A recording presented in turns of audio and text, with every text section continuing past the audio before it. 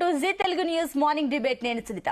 బనకచర్ల ప్రాజెక్టుపై తెలుగు రాష్ట్రాలు కయ్యానికి దిగుతున్నాయి. ప్రాజెక్టుతో తెలంగాణకి తీవ్ర నష్టం వాటిల్లుతుందని ప్రభుత్వం భావిస్తుంది. అయితే కేంద్రంతో మాట్లాడి ప్రాజెక్టును ఆపే ప్రయత్నాలు చేపట్టింది. ఇందులో భాగంగా అఖిలపక్ష భేటీ నిర్వహించింది. వారి అభిప్రాయాన్ని కూడా సేకరించింది. ఢిల్లీకి వెళ్లి కేంద్ర మంత్రి పాటిల్తో భేటీ కావాలని నిర్ణయించారు. మరోవైపు కేంద్ర మంత్రి కిషన్ రెడ్డి ముందే జలశక్తి మంత్రితో భేటీపై సీఎం రేవంత్ రెడ్డి సీరియస్ అయిపోయారు. కిషన్ రెడ్డిని నమ్మలేమన్నారు. గోదావరి బనకచర్ల ప్రాజెక్టుకు కేసీఆర్ హయాంలోనే అంకురార్పణ జరిగిందని సీఎం రేవంత్ రెడ్డి ఆరోపించారు. మరోపక్క దీనికి సంబంధించి బనకచర్ల ప్రాజెక్టు సంబంధించి కూడా అటు ముందుగానే ఏదైతే చంద్రబాబు నాయుడు అటు ముందుగా తెలంగాణ గవర్నమెంట్ ముందుగానే అనుమతించింది. ఆ తర్వాత అంగీకరించిన తర్వాతనే మేము ప్రాజెక్ట్ గ్రీన్ సిగ్నల్ ఇచ్చాము, మేము ముందుకు వెళ్తున్నాము, ఇప్పుడు కాదు అని ఈ రకంగా అడ్డంకులు వేస్తే సరికాదంటూ కూడా అటు చంద్రబాబు నాయుడు అయితే సీరియస్ అయ్యారు. అయితే దానికి సంబంధించి ఏ రకంగా మేము ఒప్పుకున్నామంటూ కూడా హరీష్ రావు అయితే స్పందించారు. కానీ ఈ ఏదైతే అఖిలపక్ష సమావేశం తర్వాత రేవంత్ రెడ్డి కూడా కొన్ని కీలకమైన కామెంట్స్ చేశారు. డిబేట్ కంటే ముందు అసలు రేవంత్ రెడ్డి ఏం మాట్లాడారు ఇప్పుడు జీ తెలుగు స్క్రీన్ పైన చూసే ప్రయత్నం చేద్దాం. ఈ రోజు 3000 టీఎంసీల మిగులు జలాలు గోదావరిలో ఉన్నాయి అని మీరు నమ్మితే, చంద్రశేఖరరావు చెప్పిందని కాదు, చంద్రబాబు నాయుడు గారు నమ్మినప్పుడు గోదావరి బేసిన్ మీద తెలంగాణకు 968 టీఎంసీల నీటి కేటాయింపులు ఉన్నాయి. 518 టీఎంసీలు ఆంధ్రప్రదేశ్ కుంటే 968 టీఎంసీలు తెలంగాణకు అలొకేషన్ ఉన్నది ఉమ్మడి రాష్ట్రంలోనే. మా 968 టీఎంసీల వరకు తెలంగాణ ప్రాజెక్టులకు బ్లాంకెట్ గా మీరు ఎన్ఓసి ఇవ్వండి. మా తెలంగాణ ప్రాజెక్టులకు 968 టీఎంసీలకు వాడుకోవడానికి సంపూర్ణమైన అనుమతులు వచ్చిన తర్వాత మేము ఆ ప్రాజెక్టులు కట్టుకున్నాక ఇంకా నీళ్లు కిందికి పోతే అది వరద. పైన మా సమ్మక్క సారక్క అడ్డం పెడతారు, మా సీతారామకు అడ్డం పెడతారు, మా కాళేశ్వరం అడ్డం పెడతారు. గోదావరి బేసిన్ మీద మేము కట్టుకునే ప్రతి ప్రాజెక్టుకు ఆంధ్రప్రదేశ్ అభ్యంతరం పెట్టి ఆ ప్రాజెక్టుల అనుమతులు రాకుండా ఆలస్యం చేసి ఇగో మిగులు జలాలు ఉన్నాయన్నాడు. మిగులు జలాలు ఎట్లున్నాయి? కేసీఆర్ దరిద్రం వల్ల, ఆకలి వల్ల, కేసీఆర్ తెలంగాణకు చేసిన ద్రోహం వల్ల నీళ్లు నీకు వరదొస్తున్నాయి. ఏందయా ద్రోహం? మేడిగడ్డ కూలిపోయింది, సుందీలు అక్కడికి ఇక అన్నారం గురించి నేను చెప్పాల్సిన ఈ రకంగా సీఎం కమెంట్స్ ఉన్నాయి. దీని గురించి ఇవాళ మన డిబేట్ లో డిస్కస్ చేయబోతున్నాం. ఇవాళ డిబేట్ లో మనతో పాటు పార్టిసిపేట్ చేస్తున్నారు బీఆర్ఎస్ నుంచి దిలీప్ రెడ్డి గారు, అదేవిధంగా ఏదైతే ఇరిగేషన్ ఎక్స్పర్ట్ పాత వెంకట రమణ గారు కూడా మనతో పాటు ఉన్నారు. అంతకంటే ముందుగా దిలీప్ రెడ్డి గారు మీతో స్టార్ట్ చేద్దాం. సో అయితే క్లియర్ గా కనిపిస్తుంది రేవంత్ రెడ్డి ఏ రకంగా ఆరోపణలు చేశారు. అండ్ ఇంకొకటి ఏంటంటే బనకచర్ల ప్రాజెక్ట్ కి పునాది పడిందే కేసీఆర్ వల్ల. అటు రాయలసీమని రత్నాల సీమగా చేస్తానంటూ ఏపీకి హామీలు ఇచ్చేసి విచ్చలవిడిగా హామీలు ఇచ్చి ఈ రోజు మా పార్టీ పైన కాంగ్రెస్ పార్టీ పైన బురద చల్లే ప్రయత్నం చేస్తున్నారు. ఇది కరెక్ట్ కాదంటూ కూడా విమర్శలు వస్తున్నాయి. సో ఏం చెప్తారు? ముఖ్యంగా ఇక్కడ గమనించాల్సింది ఏంటంటే ఆ రోజు కేసీఆర్ గారు అపెక్స్ కౌన్సిల్ లో చెప్పినటువంటి 5th పాయింట్ ని మనం అర్థం చేసుకోవాలి. తను ఫస్ట్ పాయింట్ ను పట్టుకుని ఫస్ట్ పాయింట్ ను వక్రీకరించి ఈ రోజు బురద రాజకీయం చేస్తా ఉన్నాడు. వరద జలాలపై బురద రాజకీయం చేస్తున్నటువంటి రేవంత్ రెడ్డి గారు ఆ రోజు అపెక్స్ కౌన్సిల్ ఎదుట 5th పాయింట్ చాలా క్లియర్ గా ఇరు రాష్ట్రాలు కూర్చొని చర్చించుకొని తర్వాతనే ప్రాజెక్టులపై నిర్ణయం తీసుకోవాలని చెప్పేసి కేసీఆర్ గారు అపెక్స్ కౌన్సిల్ ఎదుట స్పష్టంగా చెప్పినటువంటి దాఖలాలు మనకు ఉన్నాయి. ఈ రోజు కావాలంటే ఆ మినిట్స్ తెప్పించుకొని కూడా రేవంత్ రెడ్డి గారు చూడాల్సిన అవసరం ఉన్నదని చెప్పేసి ఈ సందర్భంగా తెలియజేస్తా ఉన్నాము. ఈ రోజు వరద జలాలు ఎక్కువగా మిగిలేలాగా చేస్తుంది ఎవరండి? ఈరోజు కాళేశ్వరం ప్రాజెక్టు చిన్న రిపేర్ వస్తా చేయకుండా ఇంకా సముద్రంలో నీళ్లు కలిసేలా చేసి ఆ వరదని ఇంకా పెంచి ఈరోజు బురద రాజకీయం చేసి చంద్రబాబు నాయుడు గారికి సహకరిస్తుంది ఎవరు?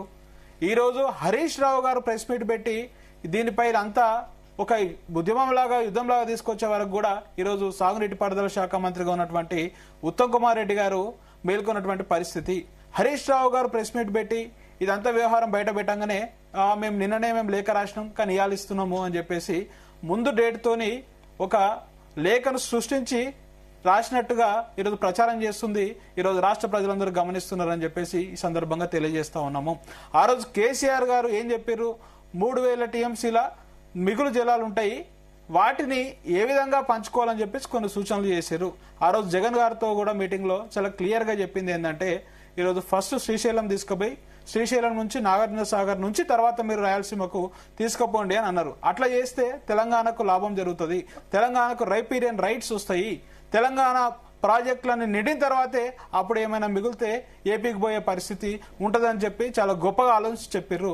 ఆ రోజు మనకు ఉన్నటువంటి ముఖ్యమంత్రి ఏపీలో జగన్ గారు ఆ సాహసం ఎందుకు చేయలేరంటే ఈరోజు తెలంగాణను దాటి ఆంధ్రాకు రావాలి కాబట్టి ఆ రోజు కొద్దిగా సాహసం చేయకుండా వెనక్కి తగ్గిండు. ఒకవేళ ఇప్పుడు అదే ప్రతిపాదన మరి ఈ రోజు ఉన్నటువంటి రాష్ట్ర ప్రభుత్వం ఎందుకు పెట్టడం లేదు? ఈరోజు చంద్రబాబు నాయుడు గారు చేస్తున్నటువంటి కుట్ర చాలా క్లియర్ గా ఉంది. చంద్రబాబు నాయుడు గారు ఏం చేస్తున్నారు? పోలవరం నుంచి డైరెక్ట్ గా నీళ్లను కృష్ణా బేసిన్ తరలించుకుపోతా ఉన్నాడు. దానివల్ల ఏం జరుగుతుందంటే రైపీరియన్ రైట్స్ అనే కాన్సెప్ట్ ద్వారా ఈరోజు ఏం చెప్తారంటే మాకు మొదటగా హక్కు ఉన్నదని చెప్పేసి కేంద్రం దగ్గర ట్రిబ్యునల్ దగ్గర క్లెయిమ్ చేసి అందులో లేని వాటాను సృష్టించే ప్రయత్నం చేస్తాడు చంద్రబాబు నాయుడు గారు అని చెప్పి సుస్పష్టంగా చెప్తా ఉన్నాము. ఈ రోజు మనం తీసుకుంటా ఉంటే రాయలసీమ లిఫ్ట్ ఇరిగేషన్ ప్రాజెక్ట్ చూస్తా ఉన్నాము. ఈ రోజు దాంట్లో ప్రతిరోజు 100 టీఎంసీల నీరుని ఏ విధంగా తరలించుకోబోతా ఉన్నారు. ఆ రోజు వరద జలాలని చెప్పేసి స్టార్ట్ చేసి ఈ రోజు ఆ పరిస్థితి ఎందుకు దాపరించిందో ఈ రోజు చూస్తే రానున్న భవిష్యత్తులో కూడా ఈ రోజు చేస్తున్నటువంటి ఈ బనకచెర్ల నిర్మాణం ద్వారా అదే జరిగే ప్రమాదం ఉంది.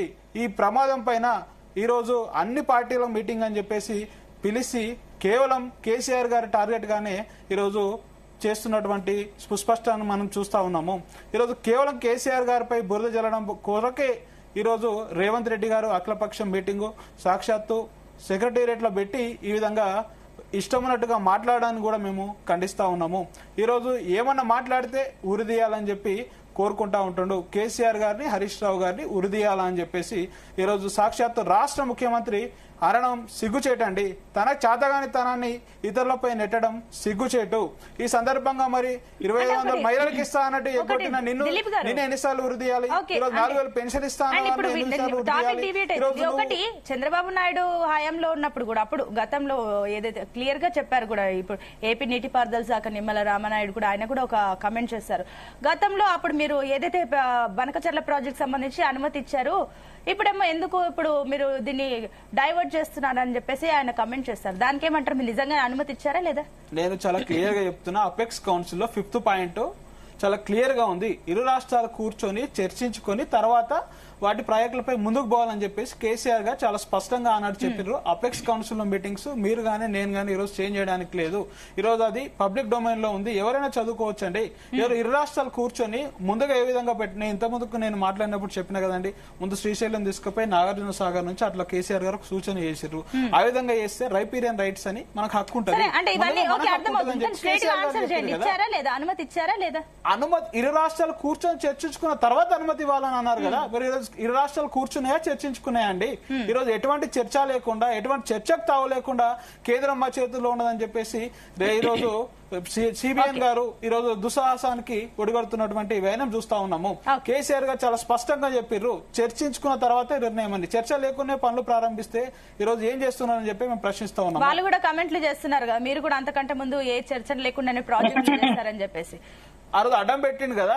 ఈ రోజు చంద్రబాబు నాయుడు గారు కాళేశ్వరం ప్రాజెక్టు పైన ఆ రోజు అడ్డం పెట్టినటువంటి మా డిండి ప్రాజెక్టు పైన మోకాలు అడ్డం పెడితే ఆ రోజు కేంద్రంలో ఉన్న ప్రభుత్వాన్ని ఒప్పించి కేంద్రంలో ఉన్నటువంటి అపెక్స్ కౌన్సిల్ అయితే మా వాదనలు వినిపించి ఆ రోజు మీరు చేసినటువంటి అన్ని ట్రిబ్యునల్స్ పైన మా వాదనలు వినిపించి మేము గెలిచి ఈ రోజు ప్రాజెక్టులను సుశ్యామలం చేసినటువంటి చరిత్ర కేసీఆర్ గారికి ఉన్నదండి. ఓకే అండి. ఎస్, ఇంకా అదే విధంగా బీజేపీ నుంచి ప్రకాష్ రెడ్డి గారు కూడా జాయిన్ అయ్యారు. ఎస్ వెంకటరమణ గారు, నేను మీ దగ్గరకు వస్తాను. అంతకంటే ఇరు పార్టీల అభిప్రాయాలు విని మీరు మాకు ఒక క్లియర్ గా అనాలిసిస్ ఇవ్వండి. ఎస్ ప్రకాష్ రెడ్డి గారు, good morning.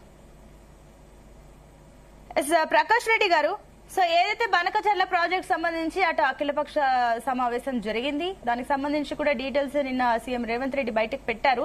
But at the same time ఇక్కడ ఏదైతే కిషన్ రెడ్డిని నమ్మలేం అంటూ కూడా ఒక కమెంట్ ని ఏ రకంగా చూస్తుంది, అండ్ ఈ ప్రాజెక్టు విషయంలో కూడా కేంద్రం పాత్ర ఎంత కీలకంగా ఉందో మనకు అర్థమవుతుంది. కాబట్టి ఏంటి బీజేపీ ఏం చేయబోతుంది ఈ విషయంలో? ముందు రేవంత్ రెడ్డి పనికి మళ్ళీ చెత్త మాటలను మనం డిస్కస్ చేయాల్సిన అవసరం లేదు. చెత్త ముఖ్యమంత్రి చెత్త మాటలు మాట్లాడినట్టు నిన్న మా పార్టీ నుంచి 2 పోయినారు అక్కడికి మీటింగ్ కు. డికే అరుణ గారు, మీరు ఎంపీల మీటింగ్ పెట్టినారు, ఆయన కేంద్ర మంత్రి పోయి అట్లా కలుస్తారండి అంటాడు. నీ కేంద్ర మంత్రి నువ్వు విలువంగా ఉరికి రావాలా అంటే? ఆయన కేంద్ర మంత్రి అంటే ఆయన ముఖ్యమంత్రి, నువ్వు విలువంగా అందరికి అపాయింట్మెంట్ ఇస్తున్నావా? నువ్వు అందరికి నువ్వు రమ్మనంగా అందరి దగ్గరికి వస్తున్నావా? ముఖ్యమంత్రి గారు చిల్లర మాటలు స్థాయి తగ్గించుకొని మాట్లాడుతున్నారు మాత్రం నా అభిప్రాయం మేడం. మొదలు కిషన్ రెడ్డి గారు రాకపోవడాన్ని ప్రశ్నించడం అనేటువంటిది అంతకంటే దౌర్భాగ్యం లేదు. ఆయన ముఖ్యమంత్రి హోదాకు పనికిరాడు, ముఖ్యమంత్రి స్థాయి కూడా కాదని నా అభిప్రాయం మేడం. ఎందుకంటే అది పద్ధతి కూడా కాదు మాట్లాడడం అట్లా. కిషన్ రెడ్డి గారు కేంద్ర, అది కూడా బొగ్గు గనుల 2 బొగ్గు గనులు మైన్స్ ఎంత దేశం అంతా తిరుగుతూ ఉంటారు. దానికి ఆయన చిల్లర మాటలు మాట్లాడారు. నాకు చిల్లర మాటలు పదం ఉపయోగిస్తున్నాను, చాలా నేను కాన్షియస్ గానే ఉపయోగిస్తున్నాను మేడం పదం. అది కానీ మాటలు పద్ధతి కాదు, అది ముఖ్యమంత్రి స్థాయికి తగ్గదని మాత్రం చెప్పదలుచుకున్నాను. 2 బనకచెర్ల ప్రాజెక్టు విషయంలో ఆల్రెడీ మా పార్టీ స్టాండ్ చాలా క్లియర్ గా చెప్పినాం. 15 రోజుల కింద కిషన్ రెడ్డి గారు హైదరాబాద్ లో ప్రెస్ కాన్ఫరెన్స్ పెట్టి చెప్పినాడు. ఇప్పటి వరకు ప్రపోజల్స్, ప్రీ ఫిక్స్డ్ ప్రపోజల్స్ వచ్చినాయి. అంటే ప్రీ దాంట్కి బనకచెర్లకు సంబంధించి ఆంధ్రప్రదేశ్ నుంచి డిపిఆర్ఎం రాలేదు. కేంద్రం దగ్గరికి ఒక 15 రోజులు, అంటే 15 రోజుల కింద చెప్పంటే 20 రోజుల కింద ప్రపోజల్ వచ్చింది. ఎగ్జామిన్ చేస్తున్నాము. అయితే దాంట్లో ఆల్రెడీ 2014 విభజన చట్టం ప్రకారం అయితే ఏ ప్రపోజల్స్ వచ్చినా, ఏ నదీ జలాల మీద మిగులు జలాలు, నికర జలాలు, వాటికి సంబంధించిన ఏ ప్రపోజల్ వచ్చినా కూడా ఆ ప్రపోజల్ ను ఆ పరివాహక ప్రాంతంలో ఉన్నటువంటి రాష్ట్రాలకు పంపిస్తారు. ఇది గైడ్ లైన్స్, కేంద్రంలో ఉన్న గైడ్ లైన్స్. దాంట్లో పరివాహక ప్రాంతం అంటే గోదావరి నది మీద పరివాహక ప్రాంతం అంటే తెలంగాణ, మహారాష్ట్ర, ఛత్తీస్గఢ్ ఉండిండొచ్చు. దాంట్లోనే వెంకటరమణ గారు చెప్తారు పెద్దలు. దాంట్లో ఆ ప్రపోజల్ వాళ్ళ దగ్గర పోయిన తర్వాత వాళ్ళతో డిస్కస్ చేస్తారు. వాళ్ళ దగ్గర నుంచి అభ్యంతరాలు కూడా తీసుకుంటారు. తీసుకున్న తర్వాత మళ్ళీ అవసరాన్ని బట్టి వాళ్ళు మిగతా వ్యవస్థతో చర్చిస్తారు. చర్చించిన తర్వాత గానీ ఇది ఫైనల్ కాదు మేడం. అంటే ఓకే, ఇప్పుడు ఏదైతే తెలంగాణ రాష్ట్ర నీటికి సంబంధించి అటు మంత్రులకు చిత్తశుద్ధి ఉండడం అది మంచి విషయమే, కానీ అటు సీఎం రేవంత్ రెడ్డి కూడా సీరియస్ అయ్యారు కదా. అంటే ఏదైతే కేంద్ర జలశక్తి మంత్రిని రాష్ట్రానికి సమాచారం లేకుండా ఆయన ముందుగానే ఎలా భేటీ అవుతారు, ఎలా మాట్లాడతారంటూ సీరియస్ అయ్యారు. ఎందుకు మరి రాష్ట్రానికి ముందుగానే సమాచారం ఇవ్వకుండా పర్సనల్ గా మీట్ అయ్యారు? ఎవరు? కిషన్ రెడ్డి గారా? ఆ రకంగా కమెంట్ చేస్తారు కదా మరి సీఎం రేవంత్ రెడ్డి. ఫాల్తు మాటలు అంటున్నా నేను. ఫాల్తు మాటలు కేంద్రం ఒక కేబినెట్ మంత్రిని కలవడానికి ప్రీఫిక్స్ ముఖ్యమంత్రి పర్మిషన్ కావాలా? ఈయన పార్టీ ఏంటి అక్కడ ఉన్నది, అధికారంలో ఉన్నది? ఏం సమాచారం ఇవ్వలేదని చెప్పేసి అన్నారు కదా మరి. సమాచారం ఎవరికి ఇవ్వాలి? సమాచారం ఎవరికి ఇవ్వాలి? రేవంత్ రెడ్డికి ఇవ్వాలని చెప్పారు కదా. రేవంత్ రెడ్డికి, ముఖ్యమంత్రి అయిన రేవంత్ రెడ్డికి సమాచారం ఇచ్చి ఒక కేంద్ర మంత్రిని కలుస్తాడా? ఇది ఆ భారతదేశంలో ఆయన గంత పరిజ్ఞానం ఉంది రాష్ట్ర ముఖ్యమంత్రికి. అంటే ఇప్పుడు మా కేంద్రంలో ఇంకొక మంత్రిని కలవడానికి తెలంగాణ ముఖ్యమంత్రి పర్మిషన్ కావాలి. ఆయన కేంద్ర మంత్రి కిషన్ రెడ్డి గారు. ఆయన కాంగ్రెస్ పార్టీ కార్యకర్త కాదు, కాంగ్రెస్ పార్టీ లీడర్ కాదు. నీ కాంగ్రెస్ పార్టీలోకి ఎప్పుడు ఎవరిని కలవాలో నీకు అంత కూడా క్రమశిక్షణ లేదు. ఈ కాంగ్రెస్ పార్టీలకు ఇవన్నీ ఎందుకు ఆ మాటలు? కానీ నేను బనకచెర్ల గురించి చెప్తున్నా. ఆయన ఏం కలిసి మనం మళ్ళీ క్లారిటీగా చెప్తున్నా మేడం. జలశక్తి మంత్రిత్వ శాఖ దగ్గరికి వచ్చినటువంటి ప్రతిపాదనలను, అది ప్రీ ప్రిపరేషన్ ప్రోగ్రామ్స్ అవన్నీ కూడా అది ఫైనల్ కాదు. ఇవన్నీ అయిన తర్వాతనే డిపిఆర్ వస్తుంది. ఇవన్నీ కాకముందు డిపిఆర్ రాదు. వాళ్ళు పంపించింది డిపిఆర్ కాదు. మళ్ళీ నేను క్లారిటీ చెప్తున్నా, ఆంధ్రప్రదేశ్ ప్రభుత్వం కేంద్రానికి పంపించింది డిపిఆర్ కాదు. అది ప్రీ ప్రిపరేషన్ ప్రోగ్రామ్, దానికి సంబంధించినటువంటి మొత్తం గైడ్, అది మొత్తం రిపోర్ట్ మాత్రమే పంపించారు.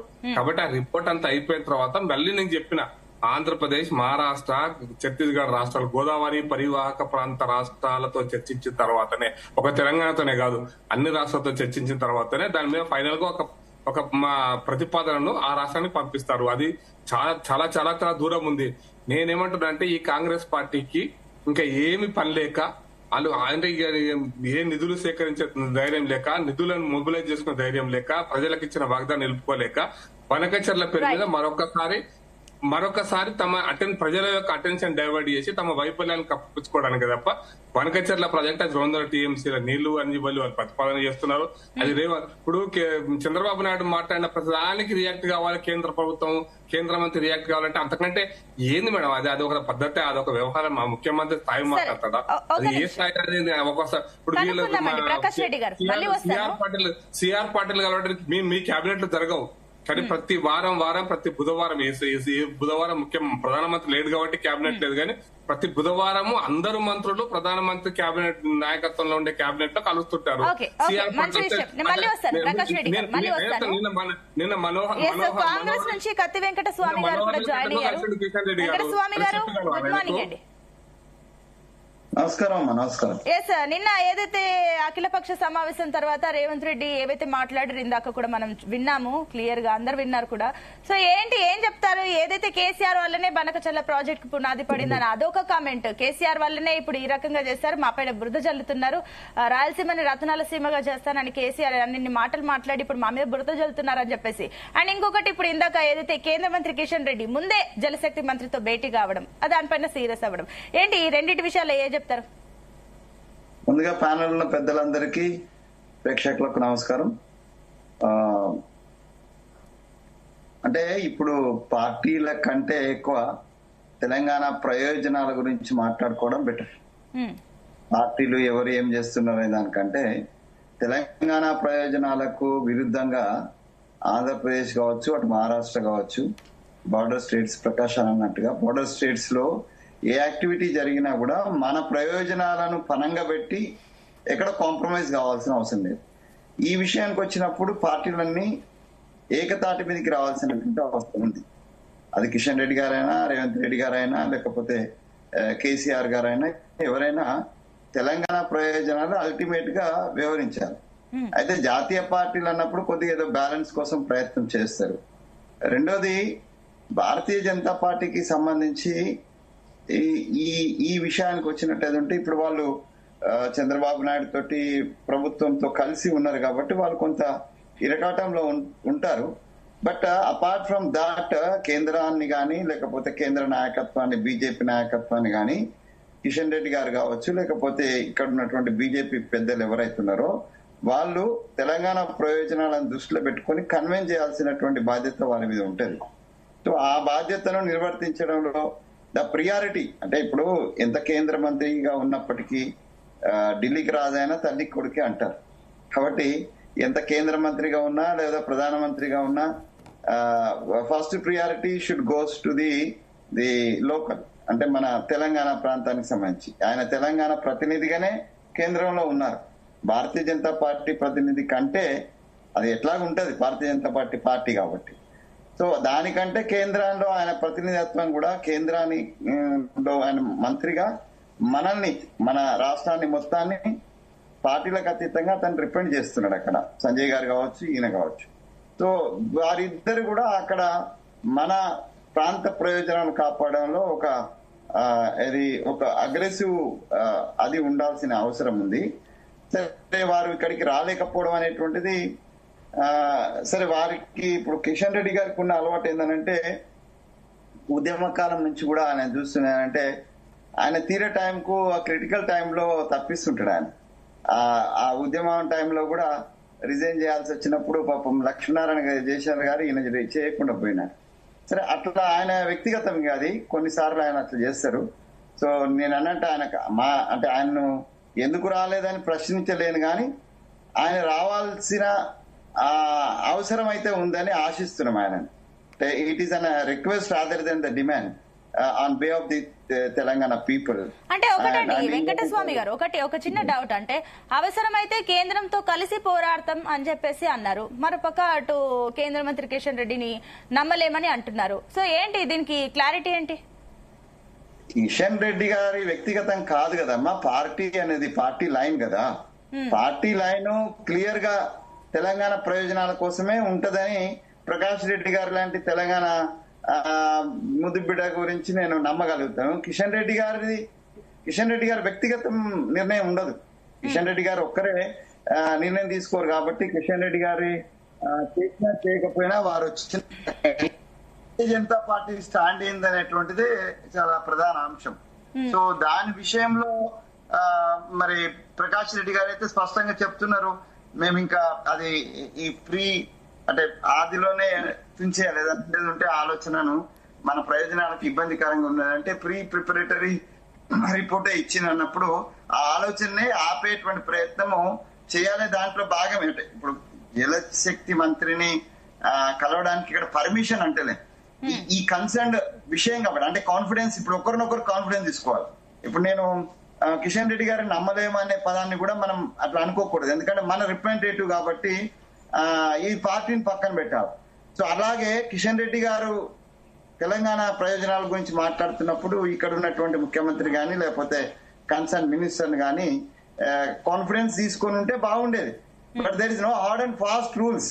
ఈయన కలుస్తానికి పర్మిషన్ కావాలా, లేకపోతే ఆయన కలుస్తానికి పర్మిషన్ కావాలా అనేటువంటిది హార్డ్ అండ్ ఫాస్ట్.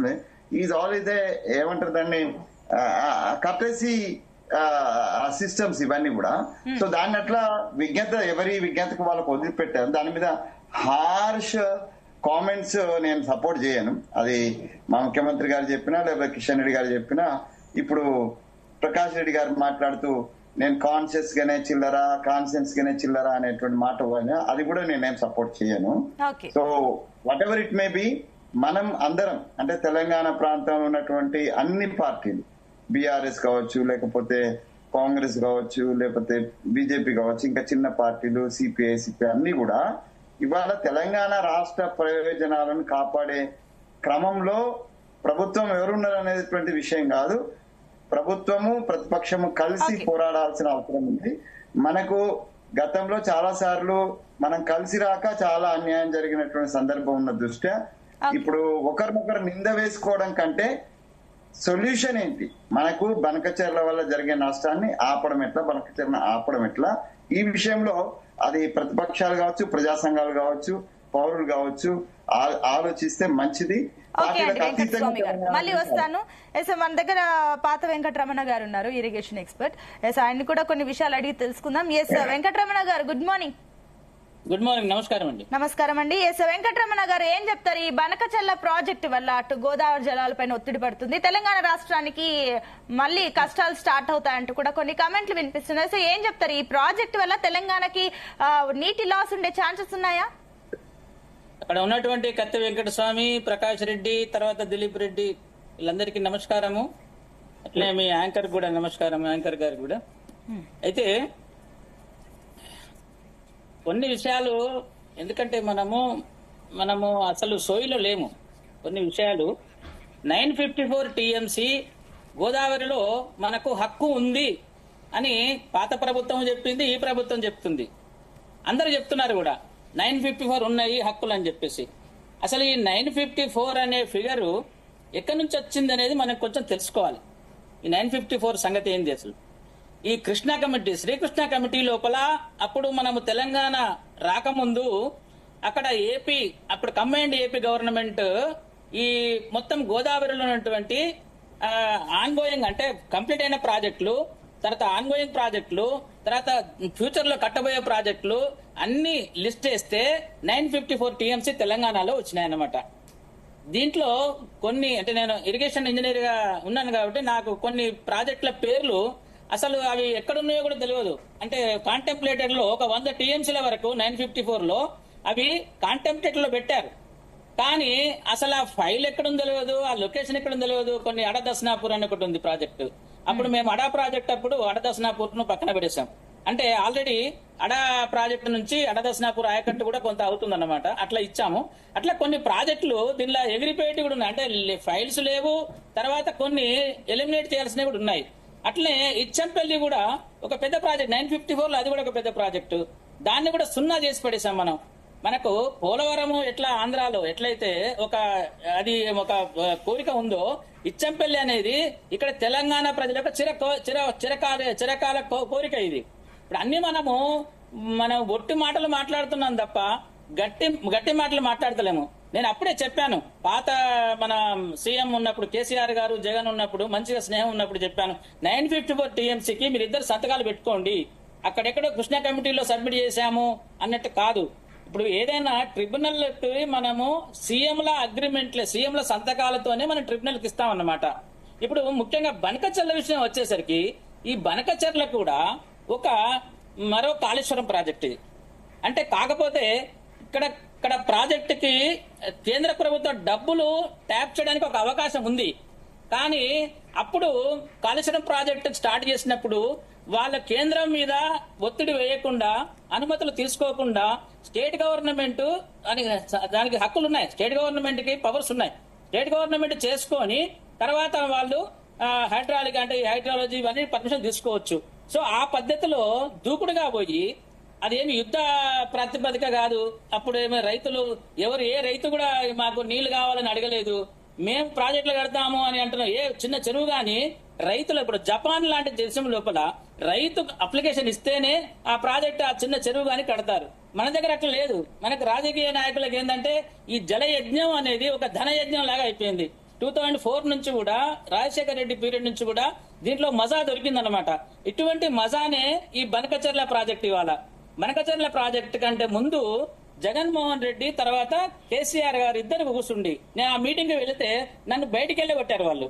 అంటే వాళ్ళకి కేవలం ఏంటంటే వాళ్ళకి అనుకూలంగా ఉన్నటువంటి వాళ్ళని కూర్చుని పెట్టుకున్నారు లోపల ఇంజనీర్లు కొంతమంది సెలెక్టెడ్ ని కూర్చుని పెట్టుకొని ఆ ఒక 70,000 కోట్లు అప్పుడు ఎస్టిమేట్ చేశారు.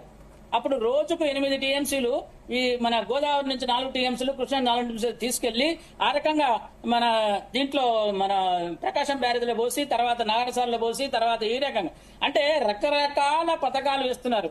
ఒక పథకం స్థిరంగా ఉండదు, ఒక ఆయకట్టు స్థిరంగా ఉండదు, ప్రతిదీ మారుతూనే ఉంటుంది. నేను ఒక ఎల్లంపల్లి ప్రాజెక్టు గురించి చెప్తాను. 2004లో దాని అప్పటి వరకు ఆ కన్సల్టెన్సీ టైములనే ఆ కన్సల్టెన్సీ టైంలో స్కోపులు మార్చారు, ఎన్నోసార్లు స్కోపులు మార్చారు. ప్రతి అంటే ఒక సీఎం రాగానే ఇంకొక నాయకులు వాళ్ళు ఇష్టం వచ్చినట్టుగా స్కోపులు మారుస్తున్నారు. కేసీఆర్ రాగానే తుమ్మిడిగట్టి వద్దు, ఇక్కడ వద్దు అని చెప్పేసి, ఇక్కడ వద్దు మేడిగడ్డలు కట్టాలి అని. అంటే యాక్చువల్ గా ఏదైనా ప్రాజెక్ట్ అనేది కట్టే ముందు పథకం అంటే ప్లానింగ్ అప్పుడే దాని యొక్క ఉండాలి. ఇప్పుడు ప్యాకేజీలు టెండర్లు అయ్యి మొబిలైజేషన్ అడ్వాన్స్ ఇచ్చి సగము తవ్వి పైపులు 1,000 కోట్ల పైపులు ఉన్నారు అక్కడ. ఆ పైపులు ఇవన్నీ ఖర్చు పెట్టిన తర్వాత ఈ ప్రాజెక్ట్ ఈ సైట్ వద్దు అని చెప్పి ఏదో చేయడం అవుతుందో దాన్ని చాలా చాలా పెద్ద ఇది తప్పది. నెక్స్ట్ గారు కూడా చాలా ఇది జరుగుతుంది. వెంకటస్వామి గారు చెప్పండి.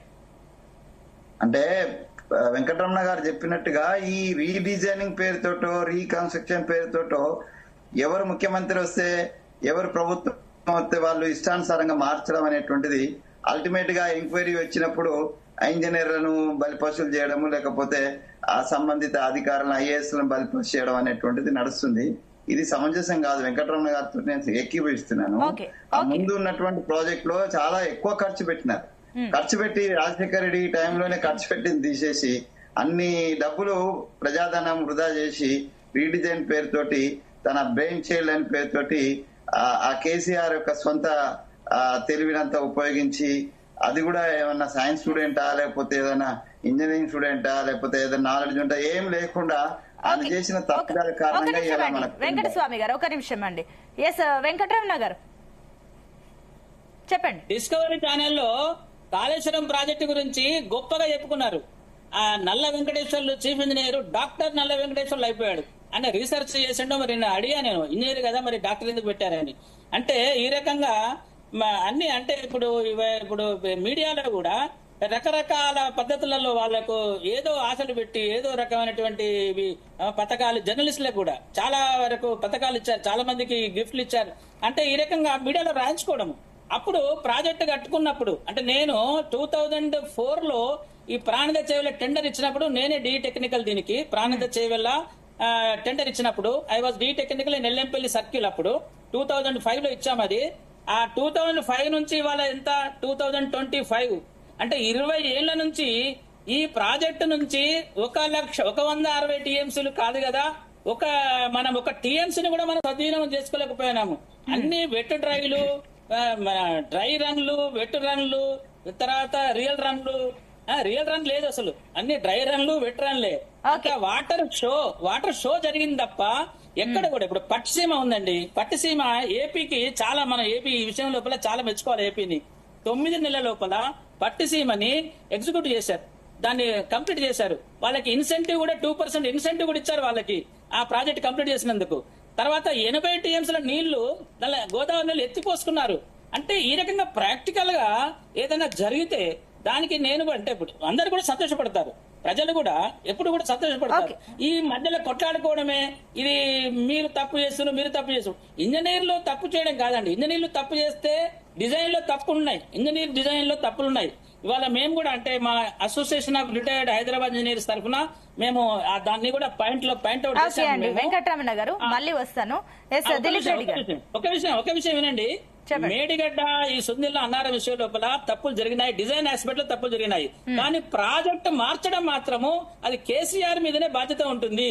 ఈ మొత్తము ఆ డిజైన్ లో ఉన్న తప్పులకు ఇంజనీర్లను మనం అడగచ్చు, షోకాజ్ నోటీసులు కూడా ఇచ్చాము, వాళ్ళు దానికి రిప్లై ఇస్తారు, దానికి బాధ్యత చేయాలి అంతే తప్ప ప్రాజెక్టు స్థలం మార్చడం అవుతుందో అది మాత్రము శుద్ధ తప్పది. చాలా అన్యాయం జరిగింది. తెలంగాణ నోట్లో మన్ను పోసినట్టు అయిపోయింది అది. ఓకే అండి. దిలీప్ రెడ్డి గారు, సో ఏం చెప్తారు? ఏదైతే సీఎం రేవంత్ రెడ్డి సహజంగా నిన్న ఏదైతే మాట్లాడో సరే అవి ఆరోపణలు అని అనుకున్నా కూడా ఇప్పుడు ఇరిగేషన్ ఇంజనీర్లు కూడా అదే చెప్తున్నారు కదా, కేసీఆర్ తప్పిదం వల్లనే ప్రాజెక్టులను మార్పులు చేస్తూ ఆగమాగం చేసేసారు ప్రాజెక్టులన్నింటినీ, అందుకే ఈ రోజు ఇలాంటి దుస్థితి వచ్చిందని కూడా కమెంట్లు. ఏం చెప్తారు మరి నిజంగానే ఈ విషయాన్ని? అంటే వాళ్ళ మాటలకు ఏకీభవిస్తారా కదా? అయితే మన వెంకటరమణ గారు ఎక్కువగా కాంగ్రెస్ ప్రభుత్వ హయాంలో పనిచేసి కొంచెం ఇంకా అదే జ్ఞాపకాల్లో ఉన్నట్టున్నారండి. ఒక నిమిషం మీరు మాట్లాడేటప్పుడు డిస్టర్బ్ చేయలేరు వెంకటరమణ గారు. ఒక నిమిషం వినండి, మీరు ఎక్కువగా వాళ్ళ ప్రభుత్వ హయాంలో పనిచేసి ఇంకా ఆ వాసనలు ఇంకా ఉన్నట్టున్నాయి. పోనీ అది మీ వ్యక్తిగతం, మీరు చెప్పారు, నేను చెప్పేది వినండి పూర్తిగా. ఈ రోజు మొబిలైజేషన్ అడ్వాన్స్ ల పేరిట అసలు ప్రాజెక్టుకే అనుమతి రాలేదు. అసలు ప్రాజెక్ట్ అనేదే మహారాష్ట్ర ఒప్పుకోలేదు. 152 మీటర్ల ఎత్తులో కట్టడానికి అసలు ఒప్పుకోలే. మీరు అట్లా కట్టొద్దు అని చెప్పి కూడా ఆ రోజు కేంద్రంలో ఉన్నటువంటి కాంగ్రెస్ ప్రభుత్వమే ఉన్నది. ఆ రోజు పక్క రాష్ట్రం మహారాష్ట్రలో కూడా ఆ రోజు కాంగ్రెస్ ప్రభుత్వం వాళ్ళు మనకు ఒక లేఖ రాసిర్రు, ఇది వయబుల్ కాదు, మీరు పెట్టే ఖర్చు అంతా వృధా అవుతుంది, మేము దీనికి ఒప్పుకోము అని చెప్పేసి ఈ క్లియర్ గా చెప్పిన తర్వాత కూడా అసలు దానికి సంబంధం లేకుండా ఇక్కడ మొబిలైజేషన్ అడ్వాన్స్ల పేరిట ప్రాజెక్ట్ సంబంధం లేకుండానే కాలువలు తవ్వుకుంటా పోయి ఈ రోజు వీరు మాట్లాడితే కొంచెం సిగ్గనిపిస్తుందండి. ఇంకా ఒకటి చాలా క్లియర్ గా చెప్తున్నాం, ఆ రోజు చాప్రాన్ అభయారణ్య అనుమతులు కూడా రావు అని చెప్పేసి చాలా క్లియర్ గా తెలుసు. ఆ రోజు మోచేతికి బెల్లం పెట్టి ఈ రోజు తెలంగాణ ప్రజలు నాకిపించే ప్రయత్నం ఆ రోజు ఉన్నటువంటి ఆంధ్ర పాలకులు చేసిరు. ఆ కుట్రలో భాగంగానే అనుమతులు రావని తెలిసి, జాప్యం అవుతుందని తెలిసి కూడా మనకేదో ఒరగబెడుతున్నట్టు చేస్తున్నట్టు ఈ తెలంగాణ ప్రజలను మభ్యపెట్టే ప్రయత్నం చేశారు ఆనాటి ఆంధ్ర పాలకుడు. ఈ రోజు ఎత్తు 148 అయితేనే ఈ రోజు వయబుల్ అవుతుంది. 148 దగ్గర ఎందుకు కట్టాల్సి వచ్చింది? ఆ రోజు తమ్మిడిహట్టి నుంచి తీసుకొచ్చి ఈ రోజు మేడిగడ్డ దగ్గర ఎందుకు కట్టాల్సి వచ్చిందంటే నీటి లభ్యత ముఖ్యంగా. ఆ రోజు కేసీఆర్ గారు సొంత కవిత్వం కాదు, సొంతంగా ఏం నిర్ణయం తీసుకోలేరు. కేసీఆర్ గారు చాలా క్లియర్ గా కేంద్ర ప్రభుత్వ సంస్థ అయినటువంటి వ్యాప్కోస్ అనే ఒక సంస్థ ద్వారా సర్వే చేయించి ఎక్కడ వయబుల్ అవుతుందో అని చెప్పేసి కనుక్కొని ఆ రోజు కేసీఆర్ గారు అక్కడ ప్రపోజ్ చేయడం జరిగింది. కేసీఆర్ గారు తన ఫస్ట్ బర్త్డే తెలంగాణ వచ్చిన తర్వాత 2015 ఫిబ్రవరి 17 రోజు పోయి ఆ రోజు ఉన్నటువంటి మహారాష్ట్ర ప్రభుత్వంతో ఒప్పందం చేసుకొచ్చినటువంటి మాట వాస్తవము.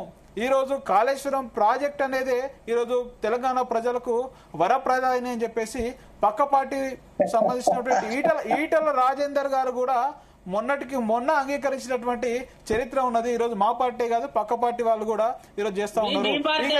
ఇంకా ఒకటి వినండి, మీరు మాట్లాడటప్పుడు అడ్డు జరగలే కదా. ఈ రోజు మీరు ఇంజనీర్ గా ఉండి ఈ రోజు మరి అన్ని రోజులు ఎందుకు అనుమతులు రాలే, ఎందుకు నీళ్లు రాలేవు, ఎందుకు 152 మీటర్స్ దగ్గర ఎందుకు అనుమతులు రాలేదు మీరు చెప్పాలి కదా. మరి ఎందుకు అన్ని సంవత్సరాలు 2007లో ప్రాణహిత సేవలో ప్రారంభమైంది, 14 దాకా మీరే ఉన్నారు. 14 దాకా ఒక అనుమతులు కేంద్రంలో ఉన్నది కాంగ్రెసే, పక్క రాష్ట్రంలో ఉన్నది కాంగ్రెసే, మన రాష్ట్రంలో ఉన్నది కాంగ్రెసే. 3 చోట్ల కాంగ్రెస్ ఉండి కూడా ఎందుకు మీరు అనుమతులు సాధించలేరని చెప్పేసి సూటిగా ప్రశ్నిస్తా ఉన్నాము. ఈ రోజు అనుమతులు రాకపోగా ఈ రోజు అదే 152 మీటర్ల ఎత్తు కోసం మనం పట్టుబట్టి కూర్చుంటే ఈ రోజు ఇప్పటికి కూడా కాళేశ్వరం కాదు కదా, తెలంగాణలో ఒక టీఎంసీ నీళ్లు కూడా వచ్చే పరిస్థితి ఉండేది కాదని చెప్పేసి ఈ రోజు వాస్తవము. అదే ప్రాజెక్టులో ప్రాణహిత మీద కూడా ప్రాజెక్టులు కట్టాలని చెప్తే ఈ రోజు కేంద్రం అనుమతిస్తలేదు. పక్కనున్న సమ్మక్క సాగర్ కూడా ఈ రోజు ఎన్ఓసి అంటే పక్కకు ఛత్తీస్గఢ్ లో ఉన్నటువంటి బీజేపీ ప్రభుత్వం కూడా అనుమతిస్తలేదని చెప్పేసి మేము చాలా సుస్పష్టంగా వెంకటరమణ గారు చెప్పండి. దిలీప్ రెడ్డి గారు, మీరు అంటే వయసులో చిన్ననో పెద్దనో తెలియదు కానీ మీరు బీఆర్ఎస్ పార్టీ నుంచి రిప్రజెంట్ చేస్తున్నారు. ఇంకా కూడా మీరు మభ్య పెట్టడంలో అర్థం లేదు. మధ్యలో మీరు మాట్లాడద్దు, దయచేసి మీరు మధ్యలో మాట్లాడకండి. వెంకటస్వామిని కూడా నేను ప్రకాశం కూడా రిక్వెస్ట్ చేస్తున్నాను. కొన్ని ఫ్యాక్ట్స్ ని నేను ఎప్పటి నుంచో మనసులో అనుకుంటున్నా. భరత్ అని కూడా నేను షేర్ చేసుకున్నాను, నేను వాట్సాప్ లో కూడా పంపిస్తున్నాను. కొన్ని ఫ్యాక్ట్స్ ఇవాళ మేము సీఎం గారికి కూడా రిప్రజెంట్ ఇవ్వబోతున్నాము. నీళ్లు లేవు అనేది పచ్చి అబద్ధం. అదే అదే సిడబ్ల్యూసి 273 టీఎంసీల కాగితం కూడా మీకు చూపిస్తే ఇప్పుడు కావాలంటే ఇప్పుడు నా దగ్గరే ఉంది. రిప్రజెంటేషన్ మేము రెడీగా పెట్టాము, సీఎం గారికి తీసుకుపోతున్నాం. మేము మా అసోసియేషన్ తరఫున, నా ఇండివిజువల్ కాదు ఇది, అసోసియేషన్ తరఫున ఎక్స్పర్ట్ అప్పుడు తెలంగాణ కేసీఆర్ కి రైట్ హ్యాండ్ భీమయ్య గారు, భీమయ్య గారు, వారు తెలంగాణ ఉద్యమం లోపల కూడా ఇరిగేషన్ లో పాల్గొన్నారు. మేము అందరం కలిసి మహారాష్ట్రకి వెళ్ళాము. 148, 152, 160 కూడా ప్లస్ 160 టీఎంసీ 60 లెవెల్ వరకు కూడా మేము ప్రయత్నం చేస్తే వాళ్ళు ఏమి కూడా మాకు భోజనం అర్ధరాత్రి 12 గంటలకు భోజనం తినిపించారు మాకు. అక్కడ మేము ఒక టీం వెళ్ళాము. ఈ విషయాలు మీకు తెలియదు. పేపర్ మీద కూడా వారు సీఎం కు లెటర్ రాశారండి. ఫడ్నవీస్ కు లెటర్ రాశారు. ఆహిర్ అని మనకు తెలంగాణ ఇన్ఛార్జ్ ఉండే బీజేపీ వాళ్ళకు కూడా తెలియకపోవచ్చు. ఇది బీజేపీ నుంచి కూడా మేము భగవంతరావు గారిని వీళ్ళు తీసుకెళ్లాము. అప్పుడు మా ఎంబడి బీజేపీ వాళ్ళు ఉండే అంటే నేను నన్ను అందరూ బీజేపీ అనుకుంటారు జనరల్ గా. అయితే వాళ్ళు ఇంకా బీజేపీ వాళ్ళని ఎవరిని పట్టుకోవాలి. ఆహిర్ దగ్గరికి వెళ్ళాము. 3 సార్లు వెళ్ళామండి ఆహిర్ దగ్గరికి. మేము చంద్రపూర్ కూడా 2 సార్లు వెళ్ళాము. ఆహిర్ ఇక్కడికి వచ్చాడు కేంద్ర మంత్రి. ఈ రకంగా 148, 150 ఇది పచ్చి అబద్ధం అండి. బ్యారేజ్ లేకుండా నీళ్లు లేవట్టచ్చు. చిత్తశుద్ధి లేదండి వీళ్ళకి. చిత్తశుద్ధి ఉంటే బ్యారేజ్ లేకుండా 148 అగ్రిమెంట్ చేసుకొచ్చున్నావు. 140 అగ్రిమెంట్ చేసుకుని బ్యారేజ్ ఎందుకు కట్టారు ఇప్పటి వరకు? నేను అడుగుతున్నా, ఢిల్లీ అడుగుతున్నా నేను. నువ్వు 148 అగ్రిమెంట్ చేసుకొచ్చుకున్నావు కదా బ్యారేజ్ కి, ఎందుకు కట్టలేదు 148?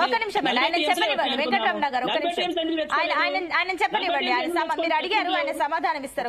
సమాధానం వినండి. చెప్పండి. ఈ రోజు మహారాష్ట్ర పోయినా చెప్తారు కదా, మరి 152 మీటర్లకు మనం ప్రపోజల్ చేస్తే ఆ రోజు అక్కడ ఉన్నటువంటి కాంగ్రెస్ ప్రభుత్వం వయబుల్ కాదు, మేము ఎట్టి పరిస్థితుల్లో అనుమతించామని చెప్పేసి మన ప్రభుత్వానికి లేఖ రాసింది వాస్తవమా కాదా? ఇంజనీర్ గారు చెప్పాలి.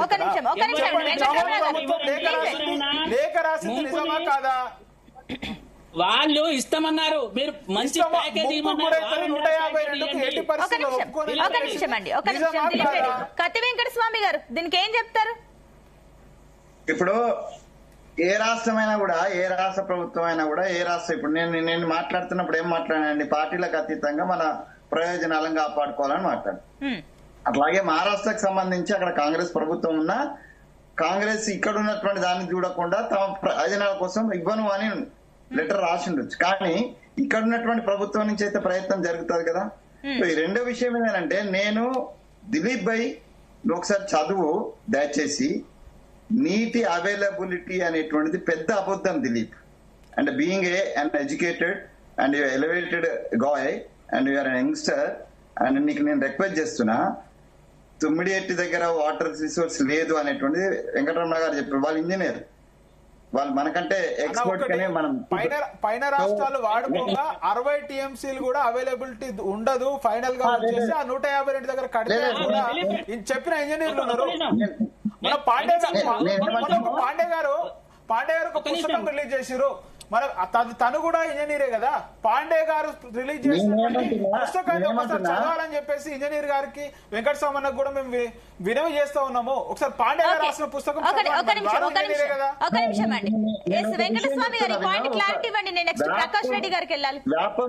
వ్యాపం ఏదైతే ఇచ్చిందో అది నువ్వు అయితే తప్పట్టాలా, సంస్థలను తప్పట్టాలా? మనం ఇక్కడ రెండు గుర్తుపెట్టుకోండి.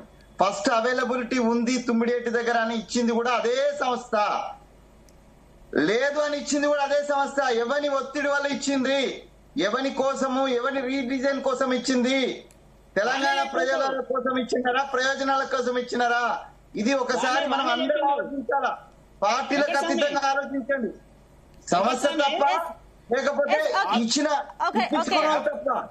ఒక నిమిషం అండి, మళ్ళీ మీకు టైం ఇస్తాను. ప్రకాష్ రెడ్డి గారు మాట్లాడిన తర్వాత మాట్లాడండి. ప్రకాష్ రెడ్డి గారు, సో మీరు వింటున్నారు, రెండు పార్టీల అభిప్రాయాలు కూడా వింటున్నారు. సో మీరేమనుకుంటున్నారు అసలు ఈ విషయంలో? నేను ఒకటి, ఈ నదీ జలాలకు సంబంధించి తెలంగాణ రాష్ట్రంలో ముఖ్యంగా తెలంగాణ ప్రాంతానికి సంబంధించి చర్చ ఇప్పుడు మొదలు కాలేదు మేడం. 60వ దశకంలో 50వ దశకంలో మొదలైంది. నేను ఒకటి మొత్తం చెప్తున్నా మేడం. ఈవెన్ మీకు నేను ఇప్పుడు చూపిస్తున్నా, వెంకటరమణ గారు లైవ్ లో చేశారు. This is the book. మేము ఇప్పుడు కాదు, మీ తెలంగాణ రాష్ట్రం అనేటువంటిది, తెలంగాణ రాష్ట్రాన్ని కావాలని కోరుకునేటువంటి బట్టలు చెప్పుకున్న నాయకులు ఉమ్మడి ఆంధ్రప్రదేశ్ లో ఉన్నప్పుడు 89లో హైదరాబాద్ ఆంధ్రప్రదేశ్ అసెంబ్లీలో చెన్నారెడ్డి గారు ముఖ్యమంత్రిగా ఉన్నప్పుడు, ఎన్టీ రామారావు గారు ప్రతిపక్ష నాయకుడు ఉన్నప్పుడు 2 రోజుల పాటు కృష్ణా నీళ్లు, 2 రోజుల పాటు గోదావరి నీళ్లు, దాంట్లో కూడా regional wise discussion, Telangana Andhra Pradesh సంబంధించిన నీటి డిస్కషన్ జరిగిన తర్వాత కూడా 89 గుర్తు చేసుకుని చెప్తున్నాం. 89లో జరిగిన చర్చ ఇది. అప్పుడు ఇంద్రారెడ్డి గారు ఎమ్మెల్యే ఉన్నారు, అందరు ఎమ్మెల్యే ఉన్నప్పుడు ఎన్టీ రామారావు గారు ప్రతిపక్ష నాయకులు. అప్పుడు కూడా తెలంగాణ ప్రయోజనాల విషయంలో బీజేపీ చాలా స్పష్టంగా చెప్పింది. మేము 98, 99లోనే అక్కడ పండుకొని ఎక్కడ ప్రాజెక్ట్ కట్టాలో అక్కడ పండుకొని Godavari waters for uplands of Andhra Pradesh అనే రాస్తూ దీని మీద మేము అప్పుడే పుస్తకం ప్రింట్ చేసినాం మేడం. 7th May 2000 మేము బుక్ ప్రింట్ చేసేది. గోదావరి నది మీద తిట్టంపల్లి ప్రాజెక్టు మల్టీ ప్రాజెక్ట్ కాగలుగుతున్నాయి. వెంకటరమణ గారు కూడా అప్పటి నుంచి మాకు బాగా పరిచయం, చాలా చిన్నప్పటి నుంచి పరిచయం, వాళ్ళు మాకు చిన్నప్పటి తెలుసు. విషయం ఏంటంటే ఈ నీళ్ల విషయంలో ఎవ్వరికి వారు చెప్పింది కరెక్ట్. ఏ ప్రభుత్వం వచ్చినా వాళ్ళ ఇంట్రెస్ట్లు తప్పిస్తే వాళ్ళ ప్రయోజనాలు. అప్పుడు ఇది కూడా ఉంది మేడం, మీకు irrigation sector in the society Jalayagna projects 13/9/2012 నాడు అప్పటి ఆంధ్రప్రదేశ్ ప్రభుత్వం, అంటే అప్పుడు ఆంధ్రప్రదేశ్ ప్రభుత్వం అంటే కాంగ్రెస్ ప్రభుత్వం ప్రింట్ చేసినటువంటి పుస్తకాలు ఏమేమి జరిగినాయి, ఎన్ని ఆన్ గోయింగ్ ప్రాజెక్టులు, ఎన్ని కంప్లీట్ అయినా, ఎంత ఖర్చు పెట్టినా ఇవన్నీ చూశారు. అప్పుడు జలయజ్ఞం ఏటీఎం, ఇప్పుడున్నటువంటి కాంగ్రెస్ పార్టీకి కాళేశ్వరం, ఇప్పుడు టీఆర్ఎస్ పార్టీకి ఏటీఎం అయింది కాళేశ్వరం ప్రాజెక్ట్. అంతకంటే జరిగింది ఏం లేదు. తెలంగాణ ప్రయోజనాలు వీళ్ళు ఎప్పుడూ పట్టించుకోలేదు. తెలంగాణ కంటే ఎక్కువ వాళ్ళ సొంత ఇంట్రెస్ట్లు, వాళ్ళ సొంత అభిప్రాయాలు, సొంత ఆలోచనలు వాళ్ళకి ఎవరు చెప్పారో తెలియదు నాకు. బట్ జరిగింది ఇది. నేను మాత్రం ఖచ్చితంగా ఇప్పుడు ఆన్ గోయింగ్ ప్రాజెక్ట్స్ అన్ని కూడా వారు చెప్పినట్టు తుమ్మిడిహట్టి కోసం వారు మీరు ఉండింటారు. విద్యాసాగర్ రావు గారు గవర్నర్, వారు చెప్పింది వెంకటరమణ గారు చెప్పింది. అప్పుడు విద్యాసాగర్ రావు గారు మహారాష్ట్ర గవర్నర్ ఉన్నప్పుడు తుమ్మిడిహట్టి దగ్గర మనం నీళ్లు తీసుకుందాం అనేటువంటి అభిప్రాయంతో ఇప్పుడున్న ముఖ్యమంత్రి, అప్పుడు కూడా ముఖ్యమంత్రి ఫడ్నవీస్ గారితో ఒప్పందం చేసుకుని పెద్ద మంత్రులంతా కట్టగట్టుకుని పోయినాం కదా. అది ఫీజిబిలిటీ లేకుంటే, అక్కడ నీళ్ళే లేకుంటే, 148 కాడ ముందే ప్రీఫిక్స్డ్ డిస్కషన్ లేకుంటే ఎందుకు పోయినారు? ఎందుకంత హల్చల్ చేసినా మనం ఆడపోయి, ఎందుకంత ఇక అయిపోయింది తెలంగాణకు మొత్తం వచ్చేసింది. మేము కూడా పోయినాం, వాళ్ళు కూడా మా పార్టీ కూడా పోయినారు, వాళ్ళ పార్టీలు కూడా పోయినారు, టీఆర్ఎస్ పార్టీ వాళ్ళు. కాబట్టి ఇవన్నీ కూడా వాళ్ళ ప్రయోజనాల కోసం, రాజకీయ ప్రయోజనాలకు ఇచ్చిన ప్రిఫరెన్స్ తెలంగాణ ప్రజలకు ఇయ్యలేదని మాత్రం చెప్పారు. ఒకటండి ప్రకాష్ రెడ్డి గారు, అంటే ఇప్పుడు ఏదైతే నీటి సమస్యలు ఉన్నాయో, నీటి పంపకాలు కానివ్వండి, పంచాయతీలు ఇవన్నీ ఏవైతున్నాయో, అటు ఏపీ కానివ్వండి, ఇటు తెలంగాణ కానివ్వండి, రెండు రాష్ట్రాల నేతలందరూ కూడా ఇప్పుడు కేంద్రం వైపు చూస్తున్నారు. ఎందుకు ఈ పంచాయతీకి సంబంధించి ఒక ఎండ్ కార్డ్ పడట్లేదు? కేంద్రం చేతుల్లోనే ఉంది కదా, ఈ విషయంలో ఎందుకు ముందుకెళ్లట్లేదు కేంద్రం? నేను చాలా స్పష్టంగా చెప్పిన మేడం, గోదావరి దేశంలో అంతర్రాష్ట్ర నదులపై నిర్మించే ప్రాజెక్టుల కోసం నిర్వహించిన మార్గదర్శకాల ప్రకారం సిడబ్ల్యూసి ఏ ప్రాజెక్టుకైనా ఆమోదించేందుకు వరద నీటి వినియోగాన్ని పరిగణలోకి తీసుకోలేదు. ఇది చాలా స్పష్టంగా తెలుగు ట్రాన్స్లేషన్ చెప్తున్నాను మేడం. చెప్తున్నా ఇప్పుడు అంటే ఇప్పటి వరకు కేంద్రంలో గత ప్రభుత్వం అంటే కాంగ్రెస్ ప్రభుత్వం కాదు, ఇప్పుడు కావచ్చు, నికర జలాల మీదనే ఇప్పటిదాకా నిర్ణయం జరిగింది తప్ప మిగులు జలాల మీద చర్చ జరగలేదు. కాబట్టి ఇప్పుడు బనకచెర్ల ప్రాజెక్ట్ అనేటువంటిది అది మిగులు జలాల మీద జరుగుతున్నటువంటి చర్చ. కాబట్టి ఇప్పుడు దాని మీద స్పష్టమైనటువంటి నిర్ణయం తీసుకోవాలి కేంద్రం. అందుకోసం ప్రీ ఫీజిబిలిటీ రిపోర్ట్ మాత్రమే ఇచ్చారు. సెంట్రల్ వాటర్ కమిషన్ కు ప్రీ ఫీజిబిలిటీ రిపోర్ట్ మాత్రమే ఇచ్చారు. అది ఇంకా ఫైనల్ గా అది నికర జలాల మీద కాదు, అది మిగులు జలాల మీద అని వాళ్ళు చెప్తున్నారు. నికర జలాలు ఇప్పటిదాకా మిగులు జలాలు 1880 టీఎంసీలు గోదావరిలో అందుబాటులో ఉన్నాయంటే అందులో ఇంతకుముందు చెప్పారు వెంకటరమణ గారు 954 టీఎంసీలు తెలంగాణ కోసం అని. మనం వాడుకున్నామా, మొత్తం మిగులు జలాలు మనం అంటే నికర జలాలు వాడుకుంటున్నామా, ఇంకా మిగులు జలాలు ఎన్ని ఉంటాయి, ఆ మిగులు జలాలలో వరదకాలు అంటే వరద జలాలు ఎక్కువ వాటర్ వచ్చినప్పుడు వాడుకోవడానికి అవకాశం ఎంత ఉంటది, ఆ ఉంటే దాని వల్ల వచ్చే ప్రయోజనాలు ఇవన్నీ ప్రీ ఫీజిబిలిటీ రిపోర్ట్లు వస్తాయి మేడం.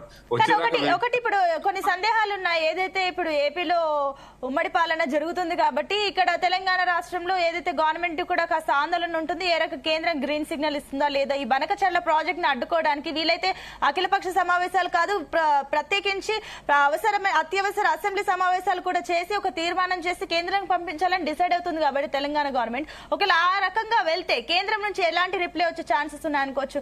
అండ్ మన తెలంగాణ రాష్ట్రం నుంచి ఎంపీలు కూడా ఏమైనా ప్రెషర్ చేస్తారా కేంద్రం పైన?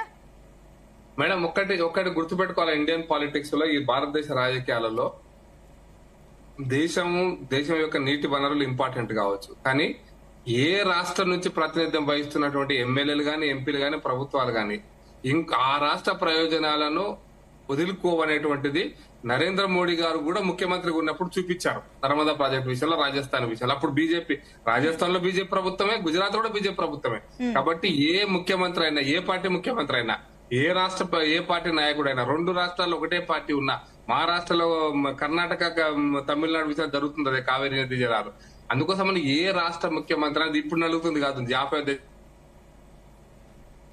ఓకే ప్రకాష్ రెడ్డి గారు, మీ ఆడియో స్ట్రక్ అయిందండి, నేను మళ్ళీ వస్తాను. ఎస్ కత్తి వెంకట స్వామి గారు, సో ఏం చెప్తారు దీనికి ఫైనల్ గా? నేను ఒకటే అంటే it is an appeal for the all the parties and the experts ఏంటంటే ఇప్పుడు బనకచెర్ల ప్రకాశన అన్నట్టుగా అది మిగులు జలాలకు సంబంధించిన అంటే అసలు మిగులు జలాల మీద ప్రాజెక్టు కట్టడం అనేది మరి దాన్ని అంటే సైంటిఫిక్ గా అంటే టెక్నికల్ గా కరెక్టా కాదా అని వెంకటరమణ గారు చెప్పాలి. నాకు ఫ్లడ్ వాటర్స్ వరద జలాల కోసం ఒక ప్రాజెక్టు కట్టేటువంటి పరిస్థితి అంటే అది ఫీజిబిలిటీ కాదా అనేటువంటిది ఒకసారి ఆలోచించాలి. అయితే కేంద్రం అట్లాంటి దానికి ఒప్పుకుంటుందా అనేది ఒక ప్రశ్న.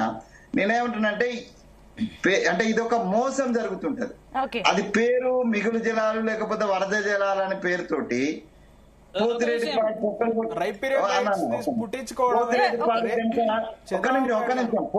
పాడు గనుక పొక్కలు కొట్టి నీళ్ళు ఎత్తుకపోయినట్టుగా ఇది మోసం. ఆంధ్ర ప్రభుత్వం ఎప్పుడు కూడా ఆంధ్ర పాలకులు ఉన్నప్పుడు అంటే ఉమ్మడిగా ఉన్నప్పుడు ఇప్పుడు కూడా ఆంధ్ర పాలకులు ఎవరు కూడా తెలంగాణ ప్రయోజనాల గండి కొట్టేటువంటి ప్రయత్నమే చేస్తారు. ఇక్కడ అప్రమత్తంగా ఉండాల్సింది ఈ ప్రకాష్ రెడ్డి గారు చెప్పారు కదా, ఈ ప్రాంత లీడర్లు ఎమ్మెల్యేలు కావచ్చు, ఎంపీలు కావచ్చు, మంత్రులు కావచ్చు, ముఖ్యమంత్రి కావచ్చు, ఈ ప్రాంత ప్రయోజనాలను లక్ష్యంగా పెట్టుకొని ప్రధానంగా పెట్టుకొని వ్యవహరించాల్సిన అవసరం ఉంది. దాంట్లో కిషన్ రెడ్డి గారికి బాధ్యత ఉంటది, రేవంత్ రెడ్డి గారికి బాధ్యత ఉంటది, కేసీఆర్ గారికి బాధ్యత ఉంటది. మనలాంటి వాళ్ళైతే ఎట్లాగూ ఉంటాం, సామాన్యులు లేకపోతే ఇంజనీర్స్ ఎవరైనా కూడా ఈ ప్రాంతం కోసం కొట్లాడతారు. కాబట్టి ఈ బనకచెర్ల అనేటువంటిది ఒక మోసపూరితమైనటువంటి ఎత్తుగడ. ఇది పేరు ఏది మన వరద జలాలు, బట్ రేపు నికర జలాల నుంచి కొట్టుకపోరనేటువంటిది ఏమీ లేదు. కాబట్టి దీన్ని తప్పనిసరిగా కేంద్రం దయతోటి సవితి తల్లి ప్రేమ తెలంగాణ మీద చూపించకుండా కేంద్ర ప్రభుత్వ పెద్దలు, భారతీయ జనతా పార్టీ పెద్దలు తెలంగాణ పట్ల న్యాయంగా వ్యవహరించాలనేటువంటిది నేను తెలంగాణ ప్రజలందరి పక్షాన, మా పార్టీ పక్షాన, మా ప్రభుత్వం పక్షాన విజ్ఞప్తి చేస్తాను. ఓకే అండి. ఎస్ దిలీప్ రెడ్డి గారు ఒక నిమిషం అండి. వెంకటరమణ గారు ఫస్ట్ లాస్ట్ మీతోనే వస్తాను. ఒక నిమిషం వెంకటస్వామి గారు, ఈ మీరు కేంద్ర ప్రభుత్వం అనే ట్రిబ్యునల్ అనేది ఒకటి ఉంటుంది దీనికి నీళ్ళకి సంబంధించి. ఏ ప్రభుత్వం గానీ సుప్రీంకోర్టు గానీ ఇన్వాల్వ్ అవ్వడానికి లేదు. Already Brijesh tribunal Krishna water మీద నడుస్తుంది. ఆ ట్రిబ్యునల్ లోనే ఏదైనా గానీ మనం సబ్మిట్ చేసుకోవాలి, మన ప్రొసీడింగ్స్ కూడా, తెలంగాణ గానీ ఆంధ్ర గానీ. అక్కడ మనం బలం చూపించాలి, అక్కడ మనం ప్రజెంట్ చేయాలి. అది జరుగుతుంది కదా వెంకటరమణ గారు. ఆల్రెడీ ట్రిబ్యునల్ కు అది అప్పీల్ జరిగింది. ఉత్తమ్ రెడ్డి గారు దానికి సంబంధించిన పూర్తి రిపోర్ట్ జరిగింది కానీ ఎటు తేలట్లేదు ఇంతవరకు. దానికి సంబంధించి ఒక తీర్పుకు రావట్లేదు. ఒక రెండు రాష్ట్రాలు మేమంటున్నారు, ఎక్కడ కాంప్రమైజ్ అవ్వట్లేదు అనేది ఆయన వాదన. అంకర్ గారు చాలా విషయాలు ట్రిబ్యునల్స్ దీనికి సంబంధించి ఇది ఒక judiciary style of work tribunal సంబంధించి. కానీ చాలా అంశాల విషయంలో కేంద్రము రాష్ట్ర ప్రభుత్వాలను సమయం చేయాల్సినటువంటి బాధ్యత కేంద్రం మీద ఉంటది. అది ట్రిబ్యునల్ నొప్పించామా లేకపోతే వివిధ పార్టీలను నొప్పిస్తామా అనేది. కేంద్రం పెద్దన్న పాత్ర పోషించకుండా ఉండకూడదు. ఆ పెద్దన్న పాత్ర పోషించి మన ఒక్క ప్రయోజనాలుగా దేశ ప్రయోజనాలను లేకపోతే ఆ ప్రాంత ప్రయోజనాల దృష్టిలో పెట్టుకుని బానే ఉంది. కేంద్రం పెద్దన్న పాత్ర పోషించాలని అంటున్నారు. మళ్ళీ కిషన్ రెడ్డి అక్కడ ముందే జలశక్తి మంత్రిని కలిస్తే అది కరెక్ట్ కాదని చెప్పేసి అబ్జెక్షన్ చెప్తున్నారు. మళ్ళీ కేంద్ర మంత్రి కిషన్ రెడ్డి నమ్మలేమని మీరే కామెంట్లు చేస్తున్నారు. మరి ఏ రకంగా కేంద్ర ప్రభుత్వం పైన భరోసా ఉంది కాంగ్రెస్ గవర్నమెంట్ కి? కలవడానికి అభ్యంతరం కాదు. Not taken into the confidence, that is the problem. ఇక్కడ కలుస్తున్నారు. అది బనకచెర్లకు సంబంధించి ఒక్క నిమిషం, బనకచెర్లకు సంబంధించి ఒకవేళ ఈ రాష్ట్రానికి సంబంధించినటువంటి అంశం అయినప్పుడు ముఖ్యమంత్రినో లేకపోతే కన్సర్న్ మినిస్టర్నో కాన్ఫిడెన్స్ తీసుకోమంటలేం, మా పర్మిషన్ అని అంటలేం. మేము గంత పెద్దలం కాదు ప్రకాష్ రెడ్డి సార్, మేము మమ్మల్ని పర్మిషన్ తీసుకోమని అంటలేం. Just to take in to the confidence the state government of Telangana, not the Revanth Reddy, not the Uttam Reddy, not the Venkata Swamy. And you take the confidence into confidence ఇంజనీర్లను తీసుకోండి. ప్రకాష్ రెడ్డి గారు మీ ఫైనల్ కమెంట్స్ దీని గురించి మీరు ప్లీజ్ కంక్లూడ్ చేయండి పాయింట్ ని. నేను ఒకటే పెడుతున్నాను, పెద్దన్న పాత్ర పోషించాలంటే చాలా బాగుంది, కానీ దేశానికి 55 సంవత్సరాలు పరిపాలించినట్టు కాంగ్రెస్ పార్టీ ఎంత పెద్దన్నగా పోషించిందో ఈ రాష్ట్రంలో కానీ మిగతా రాష్ట్రాల్లో అది చేయకపోతే ఇక్కడ దాకా దేశమే లేదన్న. కాంగ్రెస్ పార్టీ పెద్దన్న పాత్ర పోషించకుండా సమయం చేయకుండే ఇప్పుడు రోజు తగలబెట్టుకుంటున్నాను డోంట్ ఇప్పుడు కూడా అంటే బీజేపీ వ్యక్తిగా మాట్లాడకు, ఒక ఇంటెలెక్చువల్ గా మాట్లాడు. బీజేపీ వ్యక్తి, నేను కాంగ్రెస్ వ్యక్తిగా లేకపోతే నువ్వు బీజేపీ వ్యక్తి మాట్లాడితే ఈ చర్చకి ఎన్ని ఉండదు. వెంకటస్వామి గారు, ప్రకాష్ రెడ్డి గారు, మీ ఫైనల్ కామెంట్ చెప్పండి ప్లీజ్. వెంకటస్వామి గారు మీకు సమయం ఇచ్చాను. ప్రకాష్ రెడ్డి గారు మీ ప్లీజ్ ఫైనల్ కామెంట్స్. పాత చరిత్ర చూడడం కాదండి, ఇప్పుడు జరుగుతున్న దానికి ప్రజలకు అన్ని తెలుసు. గత ఎప్పటి నుంచి అన్ని చూస్తున్నారు ప్రజలు. వాళ్ళు కూడా ఏం మూర్ఖులు గారు, వాళ్ళు అన్ని గమనిస్తూ ఉంటారు. అన్ని తెలుసు, ఎవరు చెప్పేది నిజాలు, ఎవరు చెప్పే అబద్ధాలు, అందరికి ఒక క్లారిటీ ఉంటది. ఒక్క నిమిషం ప్రకాష్ రెడ్డి గారు మీ ఫైనల్ కామెంట్స్. ఓకే ఓకే తెలుస్తుంది ఎవరు పాత్ర పోషిస్తారు ఏంటి, ఆ పాత్రలు పేర్ల మటుకైనా నిజంగానే అది ఇంప్లిమెంట్ చేయడం వరకైనా తెలుస్తుంది. ప్రకాష్ రెడ్డి గారు మీ ఫైనల్ కామెంట్స్. నేను ప్రీ ఫీజబిలిటీ రిపోర్ట్ మాత్రమే ఆంధ్రప్రదేశ్ ప్రభుత్వం వచ్చింది ఇప్పటివరకు కేంద్రానికి. ఆ ప్రీ ఫీజబిలిటీ రిపోర్ట్ లో ఇంత ముందుకు చెప్పినట్టుగా పరివాహక ప్రాంత రాష్ట్రాల యొక్క అభిప్రాయం తీసుకోవాలి. దాని తర్వాత సెంట్రల్ వాటర్ కమిషన్ కూడా ఉంది. వారు ట్రిబ్యునల్ ఒకటే కాదు, సెంట్రల్ ఇప్పుడు బనకచెర్ల ప్రాజెక్టు అడ్డంకి విషయంలో అటు ఏదైతే మన సైడ్ ఉన్న బీజేపీ నుంచి మంత్రులు కానివ్వండి, ఇంకా ఇతర నేతలు కానివ్వండి, ఎమ్మెల్యేలు కానివ్వండి, వీరి సహకారం ఏ రకంగా ఉండబోతుంది? అటు కాంగ్రెస్ గవర్నమెంట్ సహకరిస్తుందా, లేదంటే సెపరేట్ గా మాకు మేమే అన్నట్టు వెళ్ళిపోతారా? మేము మేడం సహకరించకపోవడం ఉండదు మేడం. నిబంధనలు, rules, regulations, central water commission guide lines ఉన్నాయి, అన్నిటిని తీసుకుంటారు మేడం. ఇది నా ఇష్టమా, మీ పార్టీ నా పార్టీ పార్టీలో ఇష్టాలు కాదు మేడం. ప్రజల అంటే దాని పార్టీ కంటే ముఖ్యం తెలంగాణ రాష్ట్రం కదా ముఖ్యం. ప్రజలు ఎన్నుకున్నారు కదా, మరి ప్రజల సైడ్ కూడా నిల్చోవాల్సిన బాధ్యత ప్రజాప్రతినిధులకు ఉంటుంది కదా ఎంతైనా.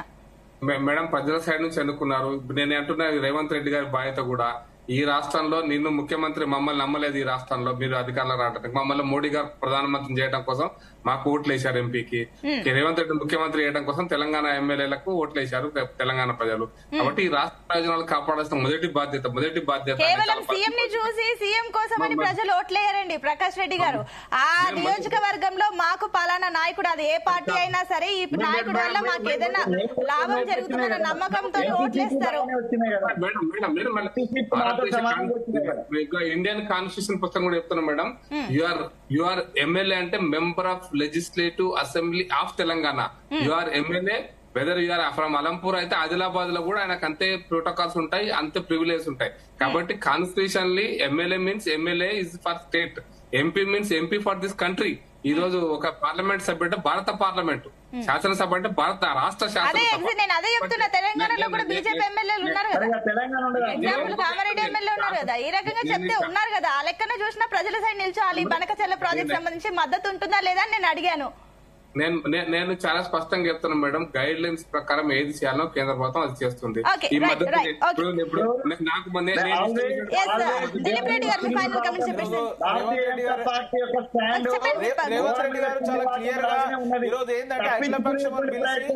ప్రకాష్ అన్న చాలా స్పష్టమైన తెలంగాణ వాదే, కానీ చాలా స్పష్టంగా భారతీయ జనతా పార్టీ గోడ మీద పిల్లి వాటం లాగానే మాట్లాడుతున్నాడు ఆయన.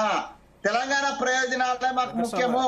మేము గెలిచిన 8 మంది ఎంపీలు, 8 మంది టైం అయిపోయిందండి. వెంకటస్వామి గారు, దిలీప్ రెడ్డి గారు మీ ఫైనల్ కామెంట్స్ చెప్పండి. ఈరోజు రాయలసీమ ఇరిగేషన్ ప్రాజెక్టు కూడా వరద జలాలని చెప్పి ప్రారంభించి ఈ రోజు మన శ్రీశైలంలో విద్యుత్ ఉత్పత్తి చేస్తే ప్రాజెక్ట్ సంబంధించి క్లారిటీ చేయండి చెప్తున్నాండి. దానికి ఈ రోజు బనకచెర్ల కూడా అదే వరద జలాలు క్లారిటీ వచ్చేసింది. ప్లీజ్ మీరు ఆగండి, మీరు ఒక్క నిమిషం ఆగండి. దిలీప్ రెడ్డి గారు మీ ఫైనల్ కామెంట్స్. శ్రీశైలం ప్రాజెక్ట్ లో కూడా ఈ రోజు రైపీరియన్ రైట్స్ కోసం ఏ విధంగా చేసిరో ఈ రోజు బనకచెర్ల ప్రాజెక్ట్ లో కూడా చంద్రబాబు నాయుడు గారు కేంద్రంలో బీజేపీ ప్రభుత్వం తన చేతిలో ఉందని చెప్పేసి వరద జలాలను భవిష్యత్తులో రైపీరియన్ రైట్స్ పుట్టించి వాటిని నికర జలాలుగా ఏ విధంగా హక్కు ఉంటుందో అలాంటి హక్కులు పొందే ప్రయత్నం చేస్తున్నారు. ఈ రోజు కేంద్రం కూడా దానికి పని చేయడానికి సిద్ధంగా ఉన్నది. ఈ రోజు పార్టీలకు అతీతంగా మనందరం ఉద్యమించాల్సిన అవసరమైంది. అక్కడ వెంకటస్వామి అండ్ ప్రకాష్ అన్న, దిలీప్ కూడా ఒకటే చెప్తున్నట్టే, రాజకీయాలని ప్రాజెక్టులకు రాజకీయాలు ముడిపెట్టి దాంట్లో లాభాలు సంపాదించుకోవాలి, ఓట్లు సంపాదించుకోవాలనేటువంటి ఉద్దేశం ఏదైతుందో ఇది చాలా దురుద్దేశము. తెలంగాణకి చాలా అన్యాయం ఇది. ఇప్పుడు ఈ రకంగా చేయడం వల్ల ఇప్పుడు ప్రీ ఫిజిబిలిటీ రిపోర్ట్ అనేది ఏపీ ఇచ్చింది, అంతేగాని కేంద్రం దాన్ని అంటే కేంద్రం గాని సిడబ్ల్యూసీ గాని దాన్ని చేయలేదు, అంటే ఆమోదించలేదు. ఎప్పుడైనా గానీ పిఏఆర్ మన రిపోర్ట్ అనేది ఇస్తాం మనం, వాళ్ళు ఇచ్చుకున్నారు అంతే, రిపోర్ట్ అనేది ఇచ్చారు వాళ్ళు. కానీ సిడబ్ల్యూసీ ఓకే అండి వెంకటస్వామి గారు, అయిపోయింది, టైం అయిపోయిందండి.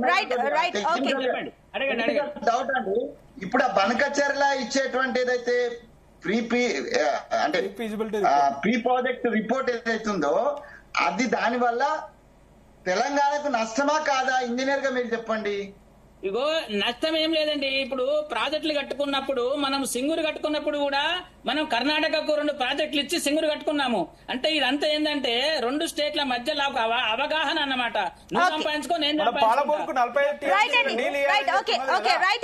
క్లారిటీ వచ్చేసింది. దిలీప్ రెడ్డి గారు థ్యాంక్ యూ అండి, వెంకటస్వామి గారు, ప్రకాష్ రెడ్డి గారు అండ్ వెంకటరమణ గారు థ్యాంక్ యూ అండి డిబేట్ లో పార్టిసిపేట్ చేసిన అందరికీ. సో మొత్తం అటు 2 రాష్ట్రాల మధ్య మళ్ళీ ఏదైతే ఈ నీటి పంచాయతీ ఏదైతే ఉందో దీనికి సంబంధించి ఒక పెద్దన్న పాత్ర పోషించి క్లారిటీ తీసుకోవాలని అనుకుంటున్నారు.